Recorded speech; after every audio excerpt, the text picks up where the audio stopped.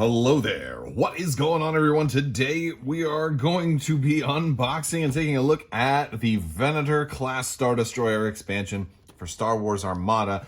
This was my pre-order from Asmodee, and it came in thoroughly destroyed. Not to worry, even if there's something wrong with it, I did go by my local Sci-Fi City today and picked up 2 more Venators. So I've got 3 Venators right now, right? So like I'm gonna be all right. But we're gonna open up this one and see how if there's any damage on the inside. I'm not even trying to look on the downside here. I'm just happy that these are finally here. There's still 2 more ships for the Clone Wars to come out for Wave 10, but I'm really happy that this is here and to get this thing unboxed and to kind of flush out these new factions a little bit more. It's a very exciting time. If you guys are new here to the channel, there's still time left to enter to win that new $25 Amazon gift card giveaway. You just have to be a subscriber and leave a comment on this or one of my videos. Funny thing about this particular box being as smashed as it was, it's ripped like underneath the plastic wrap, and it's dented really, really badly right in here. But the shipping box, for what it's worth, is not squished, right? It's not squished at all. So like there's no damage on the inside, you know. Like it's just crazy. So unless it was repacked, but I mean I've never seen, you know, UPS or anything like that do that. So let's open this box up. All right. There we go. Got that plastic wrap off. Oh man. Well, you know, I'm pretty sure this is fine. This is one of the reasons that they pack them with so much extra packaging material, is to prevent things like this from actually causing damage to the product. I don't think this is one of those particular pieces that people are like saving the boxes for. I'm certainly not, so I'll be okay with that. All right, we've got a lot of stuff in here that we're gonna take a look at. We've got our the cardboard here that's holding everything in place. That got dinged up a little bit, but it doesn't look like any of the components got damaged, at least not at first glance. If anything was going to get damaged, I would think it might be the stand, because it's a big, maybe this single largest piece of rigid plastic, but it looks like that's fine. We've got our base. I wish they would make more of these, man. I really, really wish they would sell these, like make alternate versions of these, sell them, and so I could get more of these, and maybe alternate color schemes, alternate heights, make like medium, normal, and extra tall. You know, it'd be nice to get some of those for, I know a lot of people who run Super Star Destroyers are going to want some of those. We've got some cards.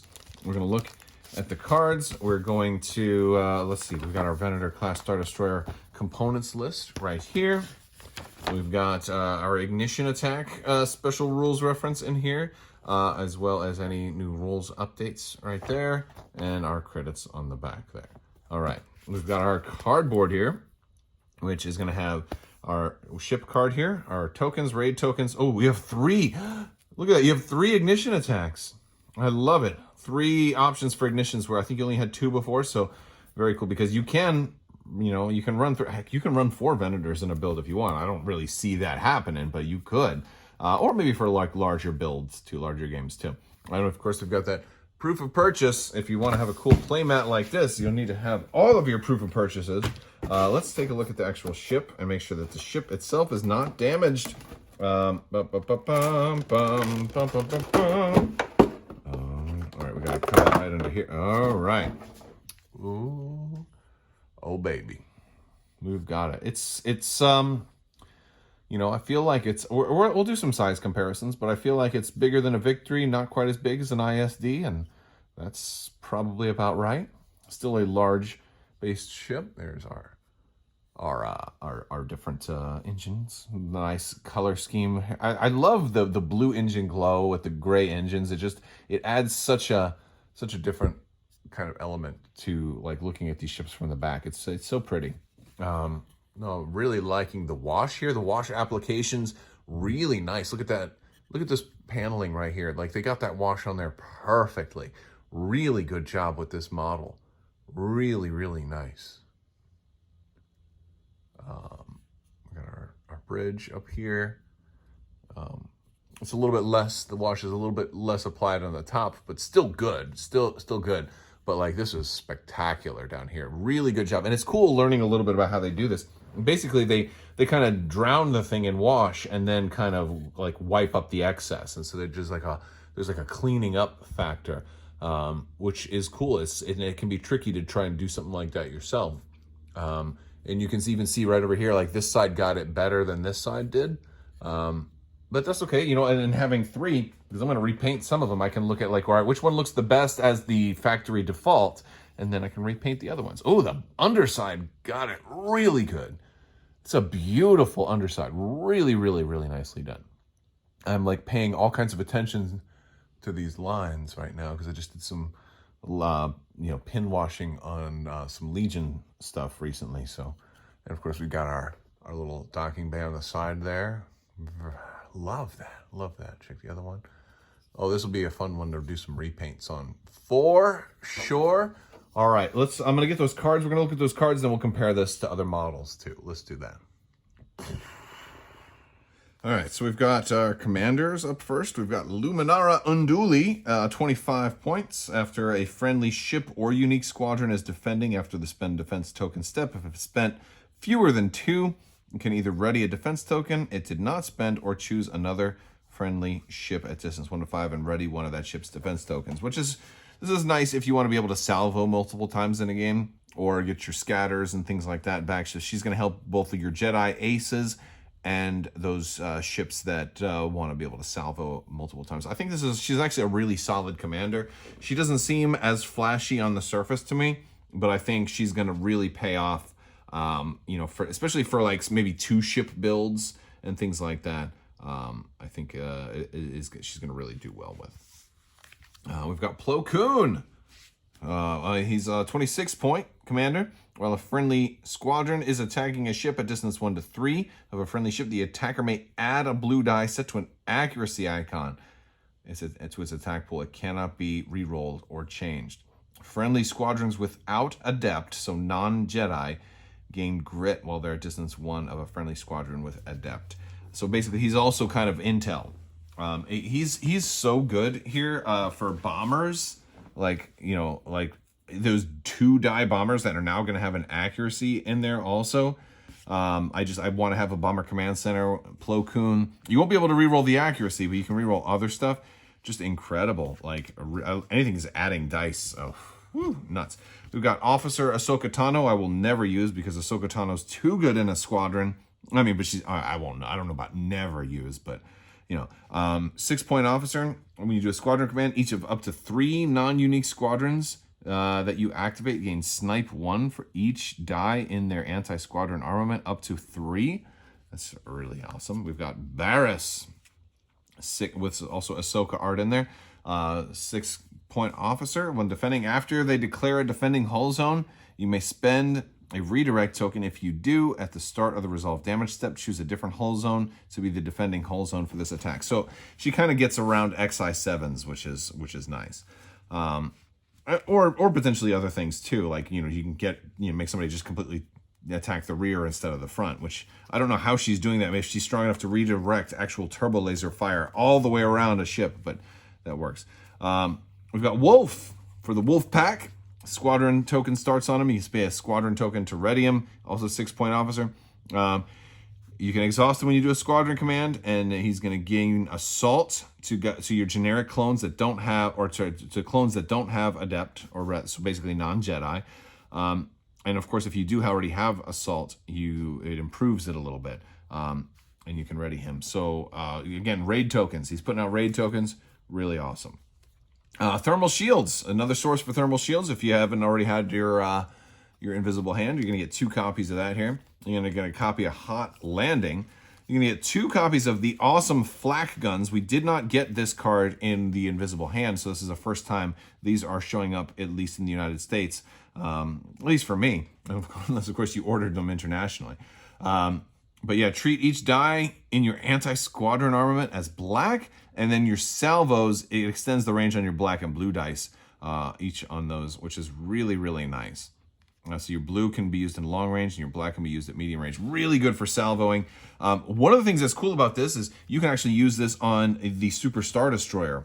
If you don't want to use gunnery teams and you're thinking about maybe dropping your weapons team to be the salvo option, this is an option you could put with an SSD since it's got a nice little rear printed arc also.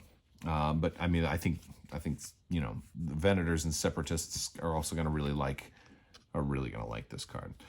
We've got the Sfati. This is the big bad Mamma Jamma right here. Not unique, by the way. Not a unique card. It's going to decrease your squadron value by 2, and it's going to give you the ignition close, which means you can take this thing and drop that token out a little bit. Of course, you're only going to be rolling 5 blue and 1 black die, which does really mean that even though you're firing from the ignition token, you're gathering dice based on their distance from the ignition token, you don't have red dice in that, so you're not going to really get much farther than long range anyway. I think somebody already measured it. I think in the Armada Facebook group, they mentioned it was or maybe it was in one of the comments. It's only about a centimeter more than what long range would normally be anyway, but it's still going to be a nice attack. And so there's a lot of different ways to potentially maximize this. I've heard a lot of people talking about trying to get this shot out the side arc, because you can do side or front. And then if you can manage to get this out the side arc, then you can potentially get that that front shot afterwards. If you can double arc somebody and really kind of maximize your dice, especially at longer ranges, and that's a pretty cool option to be able to do that too. So that'll be a fun one. We've got 2 copies of the DBY-827 Heavy Turbo Laser. I love this card. When you're performing a salvo attack, you may change a die to a face with a critical icon, which this one really works well with flat guns, because now you can be at medium range, still throwing a black die, and you get to automatically change it. You really can't add dice to salvo attacks, but man, just being able to change one, it's really cool. This is also not faction locked. Rebels might want to take this, especially if they're running officer, a gate, or if you just roll a blank red. You could just turn that to a crit. It's still nice. Or if you're running Dodana, oh Dodana, how I love thee. All right, we got our titles. We got the Resolute. You get 4 tokens to start, and you got to choose at least 2 different command tokens out of the 3 that are here. So you cannot do nav.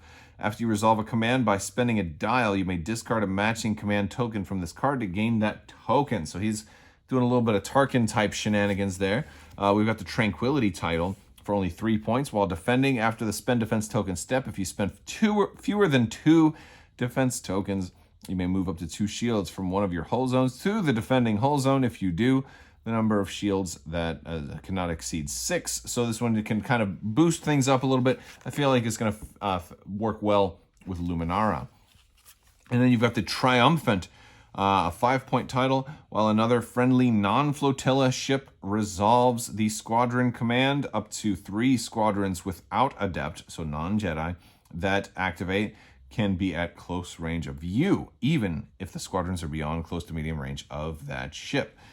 This effect is not active during the first round. So basically, it gives him relay, or like a potentially enhanced version of relay, it's pretty fun. It's gonna be good if you've got like one of them 5 squadron value Venator 2s in your list, and maybe this is on somebody else. This is good for like that Venator 1 that's out there with the Venator 2. I kind of like this one for maybe the Spa-T. Because hey, I don't need to be the one activating the squadrons, but I can still support them if they're close to me. We've also got our squadron actual cards. Still, for what it's worth, not a fan of the redesigned card format. I don't like having to flip them over to see what makes them different, right? I don't like having to do that. So we've got our Venator 1 and our Venator 2. The big difference is here, a little bit of difference with the dice pool, right? We got some blue dice on the Venator 2. We kind of lose a little bit of black dice. We lose a black die on the sides. The rear arc is the same. Salvo is still the same. We got brace. We got contain, salvo, redirect. Not the most maneuverability at speed 3, but fairly maneuverable at speed 2. 2 blue flak over here. A blue and a black flak on the Venator 2. 9 hull each. 334 on the 1, 354 on the 2. That's right, 5 squadron value. That's really something. In addition to that, we've got different keywords: clone Jedi comms, clone and bombard. So the Venator 1's the Jedi version. We still, don't really have anything that's utilizing that yet. 100 points for the Venator 2, only 90 points for the Venator 1. So pretty low cost for a large, tanky, beefy ship with a really nice salvo ability built into it. So I'm kind of impressed with that. And of course, officer weapons team are on both. We've got the fleet command on the Venator 1, which is super important. Offensive retrofit and ordnance and turbo laser. But over on the Venator 2, we lose fleet command. What we gain is defensive retrofit, which of course it makes for a better flagship, makes for that ship that wants to support large amounts of squadrons with its 5 squadron value, makes for a great flagship that can be survivable and can continue to push squadrons throughout a large portion of the game. Whereas maybe the Venator 1 is going to be a little more well-rounded, maybe a little bit more tanky, punching through enemy defenses, and if you have to sacrifice one, maybe it's this one. Pretty cool stuff. Lots of cards. Can't wait to do some builds with this, get these things on the table. Let's compare the size of these models. All right, so first I just wanted to compare it to the Victory Star Destroyer. It's definitely larger than the Vic. Of course, it's a large base versus a medium base. So I wanted to compare it to what I thought was the smallest large ship, and that's the Home 1. It's not as big as the Home 1. I mean, it's certainly got more mass because it's certainly wider than the Home 1, but with its wings here. But the Home 1 is just a little bit longer. So you can kind of see there, it comes out to be just a little bit longer than the Home 1. So, but still comparable, we start to get a little bit larger, like the Onager they're kind of about the same length, but I think maybe I'm going to flip the Onager around because the Onager is a little wider with this, but they kind of at least a similar style of profile, but the Onager is going to be a little bit bigger than the Venator. Now, you can see where I'm going, right? I'm getting bigger here. Doesn't even compare to the Imperial Star Destroyer. I forget just how massive Imperial Star Destroyers are, especially compared to Venators. Oh, and we're totally going to be doing a Venator versus Imperials at some point. Like, I've gotta see how. Gosh, man, like this ship. I forget how beautiful this ship is. And this isn't even an Imperial Star Destroyer video, but oh man, they're so like. Gosh, the Venator is dwarfed compared to this thing, right? Isn't it? Like, that's crazy. Are we going to paint these gray and run them with the Empire, too? Like, what? Wouldn't that be cool? And then, of course, let's compare it to the biggest, baddest of the large ships, the Starhawk. There's no comparison there, right? Get out of the way. Roar. No, it's definitely the smallest of the large ships. But I still like it. All right, guys, that's gonna do it for the Venator. It's big, it's bad, it's little for a big ship, but big for a little ship. I don't even know what that means. All right, I want to thank you guys so much for watching. Be sure to check out the links in the description below. We've got a great Discord, very family-friendly communities for all of these games. So check that out. It's gonna be in the description below. Merch is down there too. Social media is down there. Discord, and I mentioned that already. And Patreon too. Big thanks to my patrons. You guys are absolutely amazing. I couldn't do this without you, so thank you for continuing to support the channel. I want to thank you all so much for watching, and as always, have a great day.